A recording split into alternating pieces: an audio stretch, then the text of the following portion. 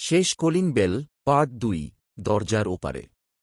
অর্ণবের মৃত্যুর পর সেই ফ্ল্যাটটা সিল করে দেওয়া হয়েছিল। পুলিশ রিপোর্টে লেখা ছিল, হার্ট অ্যাটাক, কোনো জোরপূর্বক ঢোকার চিহ্ন নেই। কিন্তু এলাকার লোকজন জানত সত্যিটা অন্যরকম। কারণ অর্ণবের মৃত্যুর পরও রাত 12:17 কলিং বেল বাজত। 3 মাস পর নতুন ভাড়াটে এল। নাম রুদ্র, পেশায় ইউটিউব কন্টেন্ট ক্রিয়েটর। ভৌতিক গল্প, হন্টেড প্লেস এসবই তার চ্যানেলের বিষয়। দালাল বলেছিল, এই ফ্ল্যাটে আগে একজন মারা গেছে। রুদ্র হেসে বলেছিল, পারফেক্ট, এটাই তো চাই। প্রথম রাত রুদ্র ক্যামেরা সেট করল। আজ আমি থাকব এই ফ্ল্যাটে একা, সে ক্যামেরার দিকে বলল। ঘড়িতে তখন 12:16।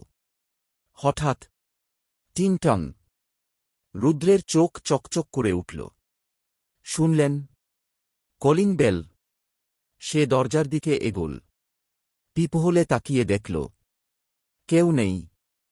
ঠিক তখনই ক্যামেরা স্ক্রিনে একটা গ্লিচ দেখা দিল। 1 সেকেন্ডের জন্য ভেসে উঠল একটা ছোট ছায়া। এডিট হবে না, রুদ্র ফিসফিস করল। হঠাৎ দরজার নিচ দিয়ে গড়িয়ে এল একটা ছোট গাড়ির খেলনা। পুরনো, চাকা ভাঙা। রুদ্র তুলে নিল। খেলনার গায়ে খোদাই করা ঈশান। তার হাসিটা ধীরে ধীরে মিলিয়ে গেল। রুদ্র গুগল করল, আগের ভাড়াটে অর্ণব, মৃত্যু, একই ফ্ল্যাট, একই সময়।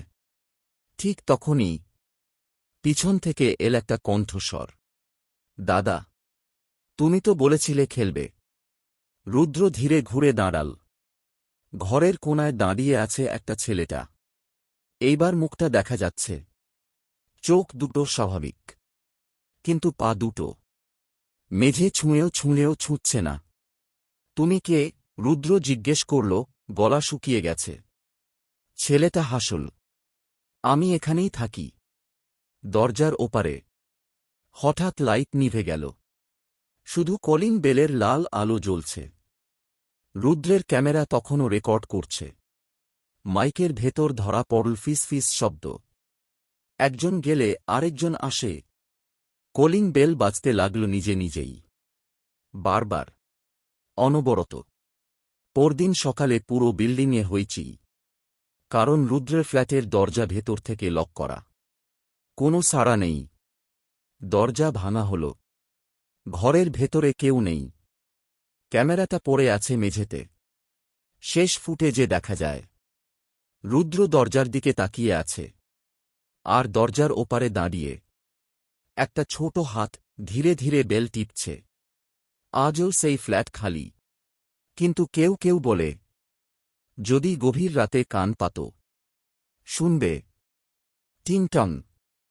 আরেকটা বাচ্চা কণ্ঠ বলছে, দাদা, দরজাটা খুলবে তো? চলবে। পার্ট 3।